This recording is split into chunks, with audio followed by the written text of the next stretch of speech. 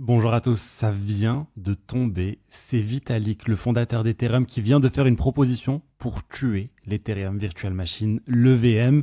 C'est un élément central de la blockchain Ethereum et il veut le remplacer par quelque chose dont très peu de personnes avaient entendu parler jusqu'à maintenant, RISC-V. Je vous explique tout ça dans un instant. C'est vraiment la news la plus récente, la plus impactante qui pourrait avoir vraiment beaucoup d'impact sur Ethereum sur le long terme. Et je vous explique tout ça. Juste avant, est-ce que vous vous souvenez de la mise à jour qui avait été proposée déjà il y a quelques temps maintenant, la Beam Chain sur Ethereum? C'était une mise à jour qui visait à changer fondamentalement le fonctionnement même d'Ethereum de la partie consensus. Il faut savoir que sur Ethereum, il y a deux points différents. Il y a deux blockchains limite. Il y a la blockchain avec l'execution layer, la couche d'exécution qui fait tourner les smart contracts. Et on a la blockchain qui est la couche de consensus. C'est celle qui permet la coordination globale. Avec The Merge, on a eu cette fusion plutôt de deux blockchains différentes. Et maintenant, on a les deux. La Beam Chain, ça a été proposé avec une roadmap très très longue qui va jusqu'en 2029 pour mettre à jour la blockchain Ethereum, mettre à jour la partie consensus. Mais là, ce que propose Ethereum, c'est de mettre à jour la partie exécution. Donc c'est un changement majeur. L'EVM, ça a été copié par plein de blockchains différentes. On peut citer Avalanche, on peut citer Phantom et beaucoup d'autres qui utilisent l'EVM.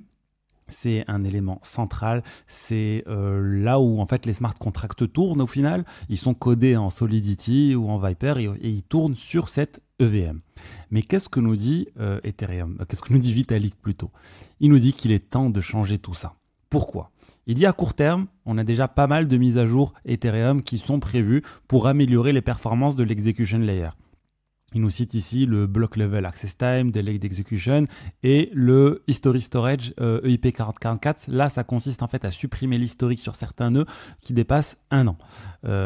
Donc ça va réduire la quantité d'espace disponible. Disons qu'il y a des choses qui sont faites à court terme, il y a des choses aussi à moyen terme qui sont prévues. On nous cite ici Statelessness et les ZK EVM. L'idée, c'est d'intégrer les ZK EVM de manière beaucoup plus native à Ethereum. Et justement, là, on approche vraiment sur le sujet que Vitalik veut développer. Il veut en fait intégrer la technologie ZK, Zero Knowledge, de la manière la plus poussée possible sur Ethereum. Mais cette technologie nécessite une puissance de calcul assez importante aussi pour pouvoir faire le proving, c'est-à-dire prouver l'épreuve en technologie Zero Knowledge. Et actuellement, ça nous dit que le prix pour réaliser une preuve, il est de 4 minutes 37 secondes. Et ça, c'est long. Et ça va être un élément qui va venir bloquer. Plus tard, on parle vraiment sur le long terme, quand on voudra améliorer ses performances, quand on voudra passer à des preuves de l'ordre de la seconde, il faudra drastiquement baisser tout ça. Mais ce qui pose problème, c'est l'Ethereum Virtual Machine. Et il dit il faut améliorer tout ça sur le long terme. Donc c'est pas dans 1 an, c'est pas dans 2 ans, ça va prendre du temps à arriver, mais c'est un élément nécessaire pour améliorer les capacités de la ZK EVM, donc de la Zero Knowledge Ethereum Virtual Machine. Et au final, il dit on va tout simplement remplacer la technologie Zero Knowledge EVM par RISC-V. Alors c'est quoi RISC-V? RISC-V, c'est quelque chose qui existe depuis 2010, 2015. Regardez, c'est une architecture de jeu d'instruction. En plus, je viens de dire n'importe quoi, j'ai dit RISC-V, parce que moi au départ je lisais ça RISC-V, mais en fait il faut dire RISC-V. RISC-V, c'est une architecture de jeu d'instruction. Concrètement, c'est une manière de faire tourner des processeurs. Vous savez, on a dans les processeurs pas mal de technologies disponibles qui existent, mais on en a une seule qui est vraiment open source, c'est RISC-V. Et RISC-V, en fait, c'est cet élément qui va venir remplacer l'Ethereum Virtual Machine. C'est une manière, en fait, comme on fait tourner un processeur, au final, Ethereum, ça se veut comme étant l'ordinateur du monde. Donc, il lui faut un processeur. Et c'était ça, l'Ethereum Virtual Machine jusqu'à maintenant. Et là, il dit qu'il faut remplacer par RISC-V. C'est open source, c'est utilisé principalement actuellement sur des logiciels embarqués, sur des webcams ou ce genre de choses qui nécessitent qui sont open source déjà, qui nécessitent aussi une légèreté et c'est pas closed source, contrairement à la plupart des microprocesseurs, l'architecture des microprocesseurs. Donc l'idée, on prend RISC-V, on prend RISC-V, j'ai du mal vraiment à passer à RISC-V. On prend RISC-V, on utilise ça à la place de l'Ethereum Virtual Machine et on fait des Zero Knowledge Proof partout et on améliore grandement les performances du réseau Ethereum. Il faut savoir déjà que ça a déjà été fait par un projet. C'est le projet Nervos.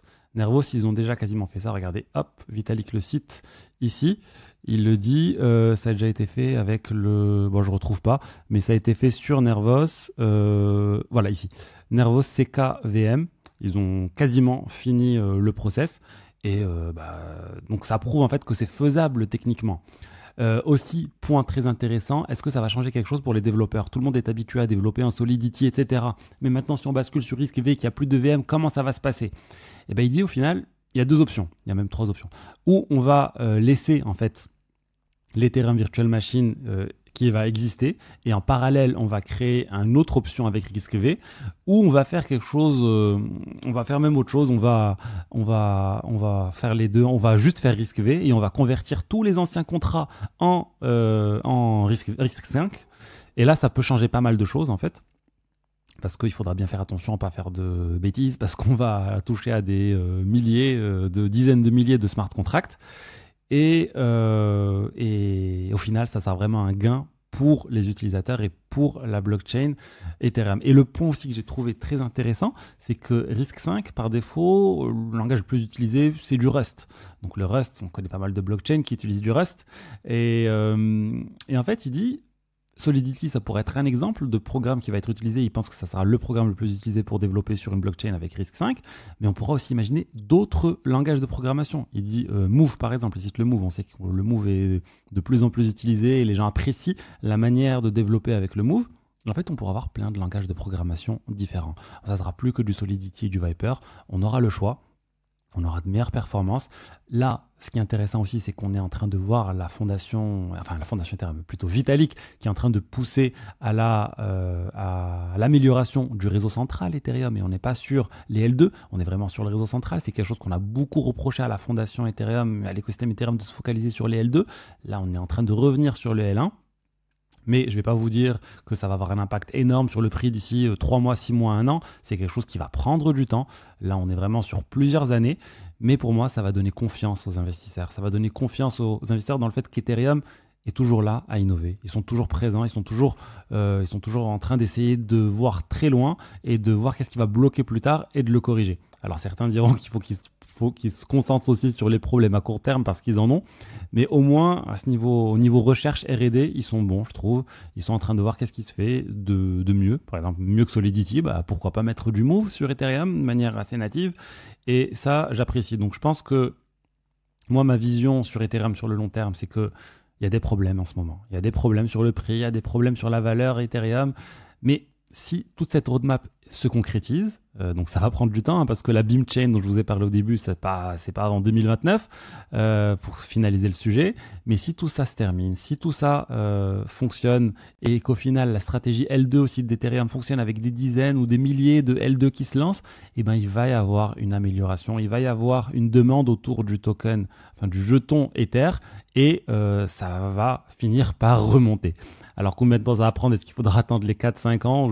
J'en sais rien, j'espère pas.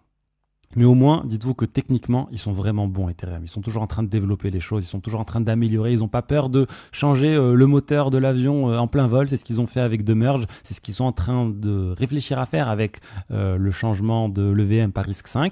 C'est pas encore validé. Il y a des discussions maintenant sur le forum Ethereum Magicians qui est utilisé par les développeurs Ethereum. Mais c'est en cours. Les gens se posent des questions, disent oui, c'est une bonne idée, oui, mais attention, on va changer beaucoup de choses.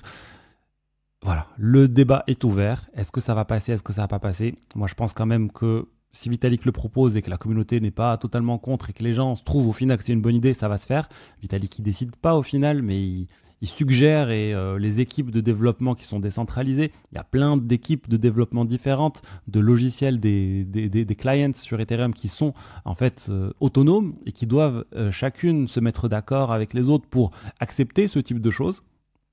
Et du coup, moi j'ai espoir que ça va passer, j'ai espoir qu'on va améliorer grandement les choses sur Ethereum et que ça va finir par remonter. Je vous ai dit, ma conviction sur cette blockchain n'a pas changé, malgré les difficultés actuelles, et ça me donne vraiment de l'espoir quand je vois ce type de discussion technique et le fait qu'ils osent vraiment remplacer quasiment toutes les parties de Ethereum.